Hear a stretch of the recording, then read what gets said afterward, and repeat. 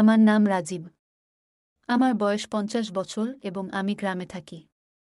আমার ছেলে কাজের জন্য শহরে থাকে।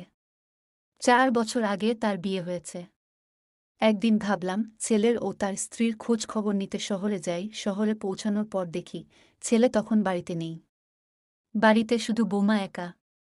দরজায় কড়া নাড়তেই বৌমা দরজা খুলে আমাকে দেখে মিষ্টি করে হাসল এবং বলল, বাবা, এত দূর থেকে হঠাৎ কিভাবে আসা হলো? আমি হেসে উত্তর দিলাম, বৌমা, তুমি জানো আমি তো দূরে থাকি। বয়স হয়ে গেছে, তাই এখন আসা যাওয়ার আগে অনেক ভাবতে হয়। কিন্তু তোমাদের অনেক দিন ধরে দেখিনি, তাই তোমাদের সঙ্গে একটু সময় কাটানোর ইচ্ছা হলো, তোমাদের দেখতে ইচ্ছে করছিল, তাই চলে এলাম। আমার বোমাকে দেখে আমি মুগ্ধ হয়ে গেলাম। তার মধ্যে যেন এক নতুন সৌন্দর্য আবিষ্কার করলাম। সে আগের থেকে অনেক বেশি সুন্দর এবং আকর্ষণীয় লাগছিল। তার সৌন্দর্য যেন চারপাশের পরিবেশকে আরও উজ্জ্বল করে তুলছিল। তখন সে একটি হালকা গোলাপি শাড়ি পরেছিল, যা তার মাধুর্যকে বহুগুণ বাড়িয়ে তুলেছিল। বৌমা মিষ্টি হেসে বলল, ঠিকই করেছেন বাবা। যখন এসেই পড়েছেন, তখন কিছুদিন আমাদের সঙ্গেই থাকুন। এইভাবে ২-৩ দিনের মধ্যে ফিরে যাবেন না? আমি তার কথায় সাড়া দিয়ে বললাম, বৌমা, আমি এবার বেশ কিছুদিন ২-৩ মাস এখানে থাকার পরিকল্পনা করেই এসেছি। আমার কথা শুনে বৌমা হাসতে লাগল এবং বলল, বাবা, আপনাকে তো এখন আগের চেয়েও ভালো লাগছে। অনেক শক্তিশালী মনে হচ্ছে। এই বয়সেও মনে হচ্ছে শরীরের অনেক যত্ন নিচ্ছেন। আমি বললাম, গ্রামে থাকলে এমনই হয়। গ্রামীণ খাবার আর সেখানকার কাজকর্মের প্রভাব বোঝা যায়। আমি হেসে উত্তর দিলাম, ঠিকই বলেছ বুমা। গ্রামের খাবার আর নিয়মিত পরিশ্রমের ফল এটা। এখন বলো তো, আমার ছেলে কোথায়? অনেক দিন হলো ওর সঙ্গে দেখা হয়নি। আমার কথা শুনে বুমার মুখের হাসি মিলিয়ে গেল। তার মন খারাপ দেখেই আমি প্রশ্ন করলাম, কি হলো বুমা? কেন মন খারাপ হলো? আমি তৎক্ষণাৎ জিজ্ঞেস করলাম, কি হলো বুমা? তুমি হঠাৎ এত মন খারাপ করলে কেন? বুমা কয়েক মুহূর্ত চুপ রইল। তারপর ধীরে ধীরে বলল, বাবা, কি বলবো আপনাকে? কয়েকদিন আগে আমাদের মধ্যে একটা বড় ঝগড়া হলো। তারপর রাগের মাথায় ও বাড়ি ছেড়ে কোথাও চলে গেছে। তার কথা শুনে আমি অবাক হয়ে গেলাম। বললাম, তুমি কি বলছো বৌমা? আমার ছেলে বাড়ি ছেড়ে চলে গেছে? এটা কিভাবে সম্ভব? বৌমা কষ্ট পেয়ে বলল, বাবা, আপনি আপনার ছেলেকে ঠিকমতো চেনেন না। ও কখনো আমাকে ভালোবাসেনি। আমাদের বিয়ে হয়েছে ৪ বছর, কিন্তু কখনোই আমি ওর কাছ থেকে ভালোবাসা পাইনি। ও সবসময় কাজ নিয়ে ব্যস্ত থাকে এবং আমার অনুভূতিগুলো বুঝতে চায় না। বোমা আবেগপ্রবণ হয়ে বলল, বাবা, আপনিই বলুন, একজন স্ত্রীর কি নিজের স্বামীর কাছ থেকে ভালোবাসা এবং সুখ পাওয়ার অধিকার নেই? আমারও ইচ্ছে আছে। আমারও অনুভূতি আছে।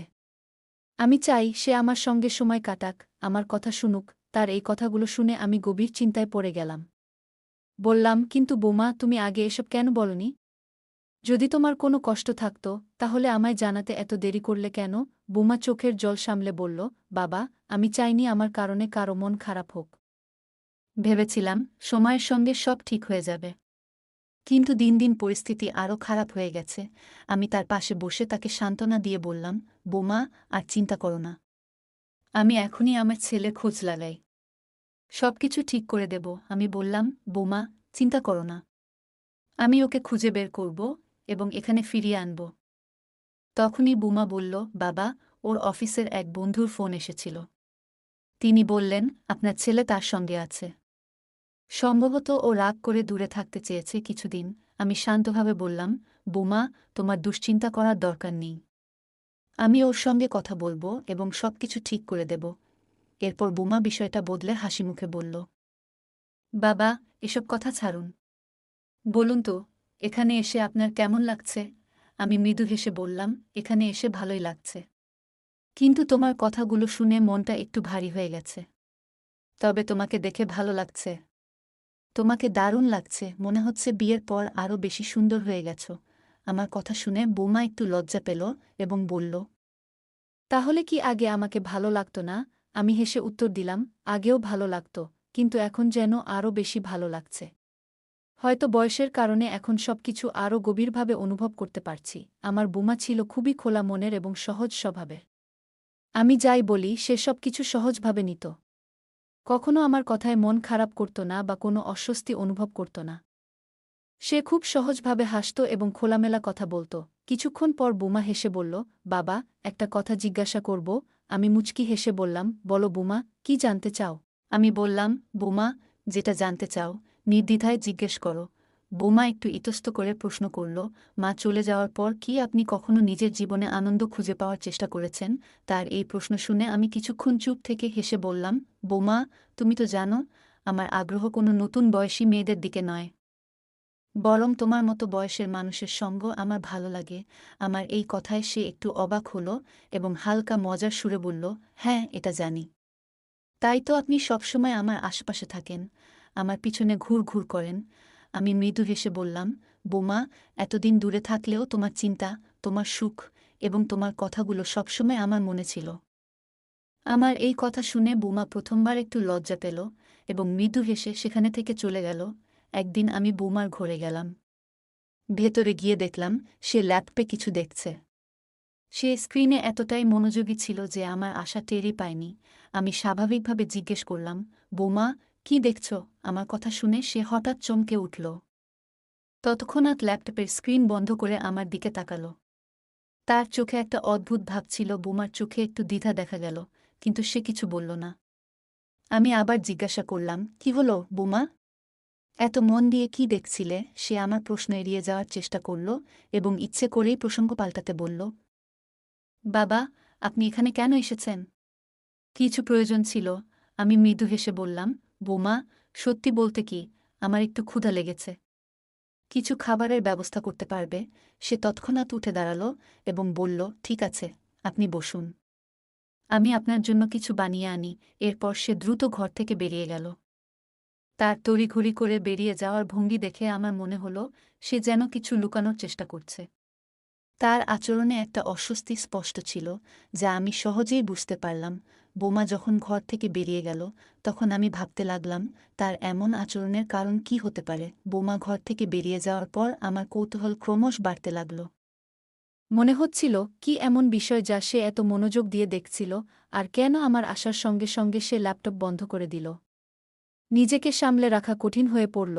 আমি ধীরে ধীরে তার ল্যাপটপটি চালু করলাম। স্ক্রিন অন হওয়ার সঙ্গে সঙ্গে আমি হতবাক হয়ে গেলাম। যা দেখলাম তা আমার কল্পনাতেও আসেনি। স্ক্রিনে যা ভেসে উঠল তা দেখে আমার মনে নানা প্রশ্ন উকি দিতে শুরু করল। এখন বুঝতে পারছিলাম কেন বোমা এত অস্থির ছিল এবং কেন সে ল্যাপটপ তড়িঘড়ি বন্ধ করে দিয়েছিল। আমি গভীর চিন্তায় পড়ে গেলাম, এই বিষয় নিয়ে তার সঙ্গে কথা বলা উচিত হবে কিনা। ঠিক তখনই আমি বোমার পায়ের আওয়াজ শুনতে পেলাম। সে ঘরে ফিরে আসছিল।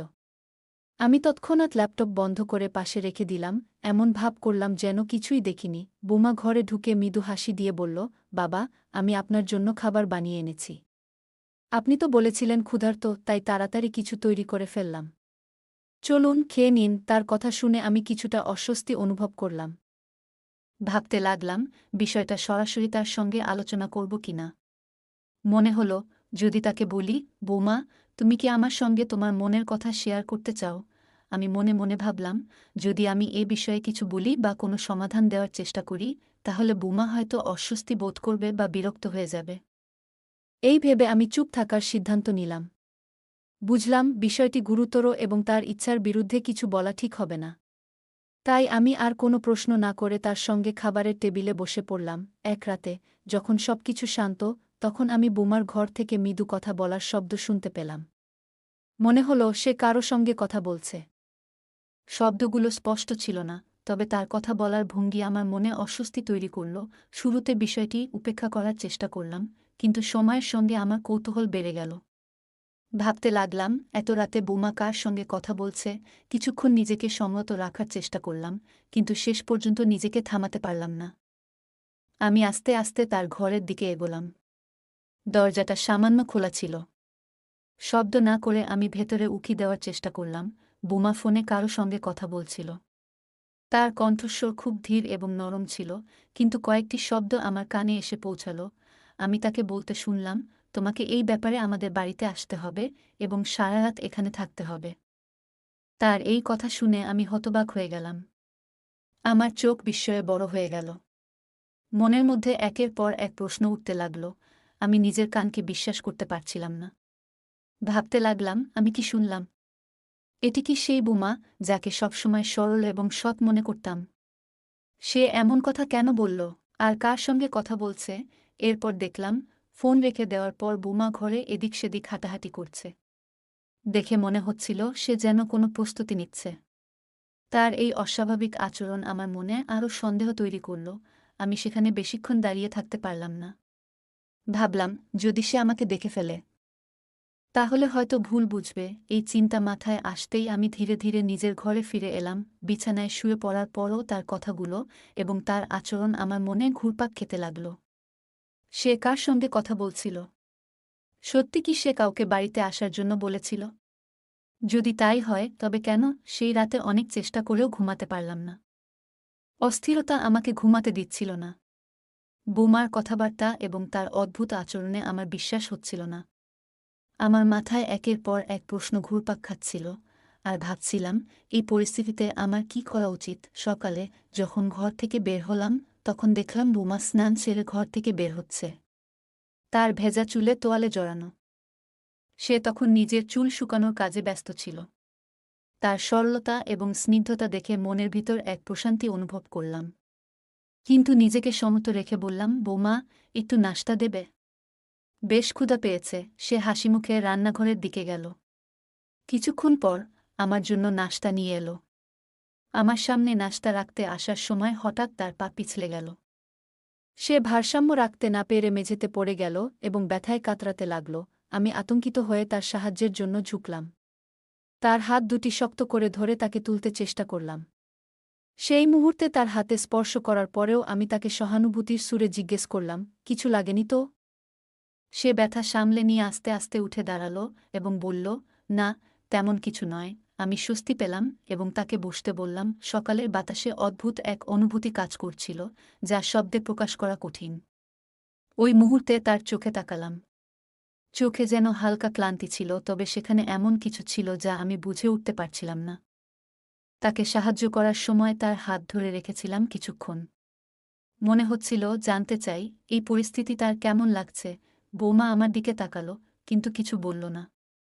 তার চোখে কোনো আপত্তি ছিল না, না ছিল কোনো অভিযোগ। মনে হলো হয়তো সেও এই মুহূর্তের বিশেষত্ব অনুভব করছে। কিছুক্ষণ পর তাকে উঠতে সাহায্য করলাম। সে ধীরে ধীরে সামলে উঠে দাঁড়ালো এবং নিজের পোশাক ঠিক করতে লাগল। আমি জিজ্ঞাসা করলাম, তুমি ঠিক আছো তো? কোথাও ব্যথা পেল না তো? সে মৃদু হেসে বলল, আমি ঠিক আছি বাবা, শুধু একটু পিছলে গিয়েছিলাম। আপনি বসুন, আমি নতুন করে নাশতা নিয়ে আসছি। রান্নাঘরের দিকে চলে গেল সে। আমি হলঘরে বসেছিলাম। একটু পর খেয়াল করলাম সে হাসিমুখে একবার আমার দিকে তাকিয়ে আবার নিজের কাজে মন দিল। আমি নিজেকে শন্ত করলাম। আমাদের সম্পর্কের পবিত্রতা যাতে অক্ষুণ্ণ থাকে, সেটাই ছিল আমার কাছে সবচেয়ে গুরুত্বপূর্ণ। এই ঘটনাটি আমি মনে মনে ভুলে গেলাম এবং নাশতা শেষে নিজের ঘরে চলে গেলাম। ঘটনাটা সেই দিনের, যখন দুপুরে একটু বিশ্রাম নিতে আমার ঘরে গিয়েছিলাম। গভীর ঘুমে তলিয়েছিলাম। হঠাৎ যেন অনুভব করলাম কেউ খুব মমতাময়ভাবে আমার মাথায় হাত বুলিয়ে দিচ্ছে। এই কোমল স্পর্শে আমার ঘুম ভেঙে গেল। চোখ খুলে আশেপাশে তাকাতেই দেখি বৌমা শান্তভাবে আমার পাশে বসে আছে। তার স্নিগ্ধ দৃষ্টি দেখে একটু অবাক হয়ে জিজ্ঞেস করলাম, বৌমা, তুমি এখানে? সব ঠিক তো? সে হেসে বলল, আপনার অবাক হওয়ার কিছু নেই বাবা। আপনি ঘুমোচ্ছিলেন। মাথায় হাত বুলিয়ে দিতে দিতে এখানে বসে পড়লাম। তার সহজ কথা শুনে মনে শান্তি এলো। বললাম, তুমি নিজের কাজ করো। আমি ঠিক আছি। সে হালকা হাসি দিয়ে বলল, আপনি বিশ্রাম নিন, আমি রান্নাঘরে যাচ্ছি। এই ছোট্ট ঘটনার পর আবার আমি স্বাভাবিক হয়ে ঘুমাতে গেলাম। মনে হলো যত্ন আর ভালোবাসার স্পর্শের কোনো বিকল্প নেই। একদিন সন্ধ্যায় আমি বারান্দায় বসে বই পড়ছিলাম। তখন বৌমা এসে আমার পাশে দাঁড়াল। তার মুখে গম্ভীর ভাব দেখে অবাক হয়ে জিজ্ঞেস করলাম, সব ঠিক আছে তো? সে মৃদু হেসে বলল, বাবা, একটা কথা জিজ্ঞেস করতে চাই। আপনি আমার সম্পর্কে কি ভাবেন? তার প্রশ্ন শুনে আমি একটু বিভ্রান্ত হলাম। বললাম, তোমার প্রশ্নের অর্থ বুঝতে পারছি না, তবে তুমি ভালো মেয়ে, সব সময় পরিবারের জন্য যত্নবান। সে হাসিমুখে বলল, আপনার প্রশংসা শুনে ভালো লাগল। আমি শুধু জানতে চেয়েছিলাম আপনার কাছে আমি কেমন মানুষ। আমি বললাম, তুমি আমাদের পরিবারের গর্ব। এমন সহজ সরল মন আর ভালোবাসা দিয়ে সবাইকে আপন করে নেওয়া খুব কম মানুষের মধ্যে দেখা যায়। তারপর কথার মাঝেই আমি আবেগে বোমাকে জড়িয়ে ধরলাম। চোখের দিকে তাকিয়ে বললাম, তুমি সবসময় ভালো থেকো। এটা আমি মন থেকে চাই। আমার কথা শুনে তার চোখে আনন্দের ঝিলিক আর একগুচ্ছ ভালোবাসার ছায়া দেখলাম। তারপর আমরা একসাথে অনেক গল্প করলাম। যেন সময় কোথাও থেমে গেছে আর আমরা হারিয়ে গেছি আমাদের নিজেদের জগতে। বুমাকে দেখে মনে হলো যেন অনেক দিনের একাকিত্বের ভার আজ হালকা হয়ে গেছে। আমাকে কাছে পেয়ে তার মুখে যে প্রশান্তি আর উষ্ণতা ফুটে উঠল, সেটাই যেন সবকিছুকে পূর্ণতা দিল। আমাদের সেই মুহূর্তগুলো ছিল ভালোবাসা আর আন্তরিকতার এক অনন্য অভিজ্ঞতা। সেদিনের সেই আন্তরিক কথোপকথনের পর আমরা দুজনেই ধীরে ধীরে আমাদের স্বাভাবিক জীবনে ফিরে গেলাম। কিন্তু সেই মুহূর্তগুলো আমাদের হৃদয়ে গভীর ছাপ রেখে গেল। মনে হলো এই সম্পর্কের ভেতরে যে ভালোবাসা আর বন্ধন লুকিয়ে আছে, তা আরও মজবুত হল। আমাদের জীবনের প্রতিদিনের ছোট বড় সব ব্যস্ততার মাঝেও পারিবারিক সম্পর্কের সৌহার্দ্য আর পরস্পরের প্রতি সম্মান ধরে রাখা আমাদের লক্ষ্য হয়ে রইল। সকালে ঘুম থেকে উঠে দেখি বৌমা রান্না করতে চলে গেছে। সকালের কাজের ফাঁকে বৌমা রান্নাঘরে নাশতা তৈরি করছিল। তার কাজের প্রতিনিষ্ঠা দেখে আমি মুগ্ধ হয়েছিলাম। কিছুক্ষণ পর সে এসে বলল, বাবা, আপনি কেমন আছেন? এই কদিন তো আপনাকে বেশ ব্যস্ত দেখাচ্ছিল, আজ আপনাকে অনেক খুশি দেখাচ্ছে। আমি হেসে বললাম, সব ঠিক আছে, তবে এতদিন পর ফিরে এসে তোমাদের দেখেই মন ভালো লাগছে। বৌমা মৃদু হেসে বলল, আপনার আশা আমার জন্য আনন্দের। তবে জানেন বাবা, যখন আপনার ছেলে বাইরে ছিল তখন কিছু চ্যালেঞ্জের মুখোমুখি হতে হয়েছিল, কিন্তু ধৈর্য ধরে সামলে নিয়েছি সব। সকালের এক সময় বোমা রান্নাঘরে নাশতা তৈরি করছিল। তার মুখে এক ধরনের ক্লান্তি ফুটে উঠেছিল যা সহজেই চোখ এড়ায়নি। আমি কাছে গিয়ে নরম গলায় জিজ্ঞাসা করলাম, সব ঠিক আছে তো? সে এক হালকা হাসি দিয়ে বলল, বাবা, ঠিক আছি। মাঝে মাঝে কিছু দায়িত্ব একা সামলাতে গিয়ে একটু ক্লান্তি আসে, তবে আমি সামলে নিই। আমি তার দিকে স্নেহভরা দৃষ্টিতে তাকিয়ে অভয় দিয়ে বললাম, তুমি খুব সাহসী মেয়ে, সব পরিস্থিতিতে পরিবারের পাশে দাঁড়িয়েছ। তোমার এই দুইটা সত্যিই প্রশংসনীয়। সে কৃতজ্ঞতার সঙ্গে বলল, আপনার উৎসাহ সব সময় আমাকে এগিয়ে যেতে সাহায্য করেছে। পরিবারে আপনার উপস্থিতি সবসময় শক্তির মতো কাজ করে। আমাদের কথোপকথনের মুহূর্তটি যেন আরও একটি নতুন অধ্যায় লিখে গেল। পারিবারিক ভালোবাসা আর সম্মানের এই গল্প আমাদের সম্পর্ককে আরও মজবুত করল। সেই ঘটনার পর আমি ৬ মাস তার বাড়িতে ছিলাম। আর এই ৬ মাস আমি তাকে অনেক ভালো রাখার চেষ্টা করেছিলাম। আর সেও অনেক খুশি ছিল। শেষে আমি তার দিকে স্নেহমাখা দৃষ্টিতে তাকিয়ে বললাম, তুমি সব সময় পরিবারের জন্য এত পরিশ্রম করো। জানো, তোমার মানসিক শক্তি আমাদের সবার জন্য সত্যিই অনুপ্রেরণাদায়ক। যদি কখনো কিছু প্রয়োজন হয়, আমাকে জানাতে দ্বিধা করবে না। আমি সব সময় তোমার পাশে আছি। সে গভীর কৃতজ্ঞতায় চোখ নামিয়ে মৃদু হাসি দিয়ে বলল, আপনার এই আশ্বাস আমার কাছে অনেক বড় শক্তি। আপনার মতো একজন মানুষ পরিবারে থাকা মানেই ভরসার এক বড় আশ্রয়। তার এই কথা আমার হৃদয়কে উষ্ণতায় ভরিয়ে দিল। এরপর আমরা দুজনেই হাসি মুখে নিজেদের কাজে ফিরে গেলাম। কিন্তু মনে মনে আমি অনুভব করলাম, এই ছোট্ট কথোপকথন শুধু দুজনের নয়, আমাদের পুরো পরিবারের সম্পর্কের বন্ধনকে আরও দৃঢ় করল। তারপর বোমা আবার নিজের কাজে মন দিল, আর আমি বসে বসে ভাবছিলাম, পরিবারের মধ্যে পরস্পরের প্রতি সমর্থন আর ভালোবাসা থাকলে যে কোনো চ্যালেঞ্জই সহজ হয়ে যায়। এই ছোট ছোট মুহূর্তগুলোই আমাদের জীবনের সুখের সবচেয়ে বড় ভিত্তি। পারিবারিক সম্পর্কের এই মাধুর্যই আমাদের সবার জীবনে এক অমূল্য সম্পদ। বন্ধুরা, জীবনের পথচলায় সম্পর্কগুলোকে সযত্নে লালন করা এক অনন্য দায়িত্ব, এবং আনন্দ পরিবারের সদস্যদের মানসিক ও আবেগগত চাহিদা বোঝা কেবল একটি দায়িত্ব নয়, বরং ভালোবাসা প্রকাশের একটি গভীর রূপ। যখন আমরা কারও অনুভূতির প্রতি শ্রদ্ধাশীল হই এবং তাকে ভালোবাসা ও সম্মান দিই, তখন সম্পর্কগুলো আরও দৃঢ় হয়ে ওঠে। জীবনের ছোট ছোট মুহূর্তগুলোতে যদি আমরা একে অপরের পাশে দাঁড়াতে পারি, তবে তা শুধু সম্পর্ককে মজবুত করে না, বরং আমাদের নিজেকেও আরও সম্পূর্ণ করে তোলে। ভালোবাসা, সম্মান এবং একে অপরের প্রতি যত্নের এই মেলবন্ধনেই লুকিয়ে আছে সুখী ও সফল জীবনের চাবিকাঠি। তাই আসুন, আমরা আমাদের প্রিয়জনদের অনুভূতির প্রতি সচেতন হই এবং সম্পর্কগুলোকে ভালোবাসা আর যত্নে বাঁচিয়ে রাখি। বন্ধুরা, যদি এই গল্পটি ভালো লেগে থাকে, তাহলে দয়া করে ভিডিওটি লাইক করুন এবং আমাদের চ্যানেলটি সাবস্ক্রাইব করুন। পাশে থাকা বেল আইকনটি প্রেস করুন, যাতে করে আমরা যখনই নতুন ভিডিও আপলোড করি, তার নোটিফিকেশন সবার আগে আপনার কাছে পৌঁছে যায়। ধন্যবাদ। দেখা হবে আমাদের পরবর্তী ভিডিওতে।